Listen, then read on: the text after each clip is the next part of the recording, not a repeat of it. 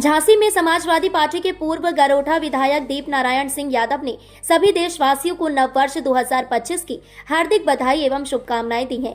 दीप नारायण सिंह यादव ने नए वर्ष में देशवासियों के लिए सुख समृद्धि की मंगल कामना करते हुए सभी से आपसी भाईचारा और सामाजिक एकता को मजबूत करने की अपील की है। आशा है कि किसानों, गरीबों, महिलाओं और नौजवानों, व्यापारियों को भी नववर्ष में खुशियां मिलेंगी तथा हक और सम्मान के साथ जीवन जीने का रास्ता प्रशस्त होगा।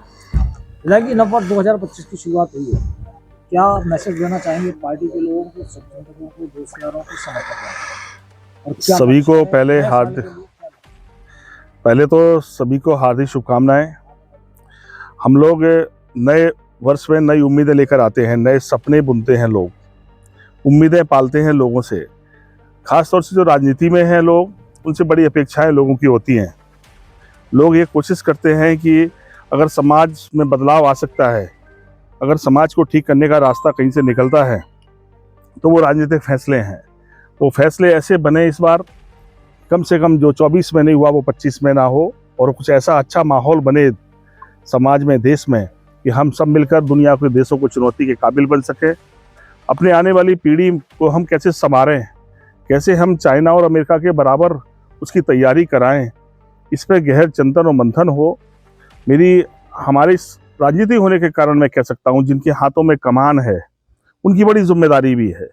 अगर विपक्षी हैं तो उनकी एक कर्तव्य और जिम्मेदारी है कि वो उस सरकार को आगाह करें कि आपसे भूल और गलतियां हो रही हैं। हम अपने अपने कर्तव्यों का निर्वाह करने की कोशिश करेंगे, और मुझे पूरी उम्मीद है कि नए सपनों के साथ, जिस उम्मीद के साथ लोग सपना देखते हैं, खुशियां ढूंढते हैं, शुभकामनाएं देते हैं, तो हमारी कोशिश, हमारा काम करने का तरीका ऐसा हो जो लोगों के लिए शुभ हो, अच्छा हो, और लोग प्रगति के मार्ग पे जाएं। मैं खास तौर से अपने समाजवादी साथियों से भी कहना चाहता हूं कि संघर्ष के इस दौर में हम सबको एकजुट रहकर व्यक्तिगत थोड़ी अपने विवादों को खत्म करके समाज में कैसे हम आपस में मिलकर एक सद्भाव पैदा कर सकते हैं, उसकी कोशिश करें।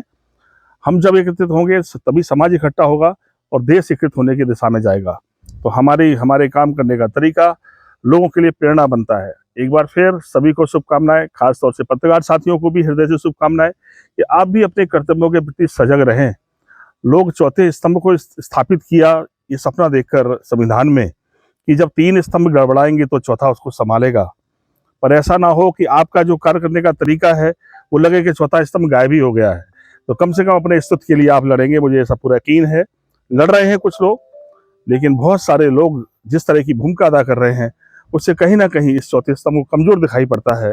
मुझे ये उम्मीद है कि जो लोग सरकार में हैं वो भी सकारात्मक चलेंगे, जो विपक्ष के हैं वो मजबूती से मुकाबला करेंगे, और जो पत्रकार हैं वो सब पे नज़र रखेंगे और इस देश को मजबूत करने के कदम के साथ चलेंगे।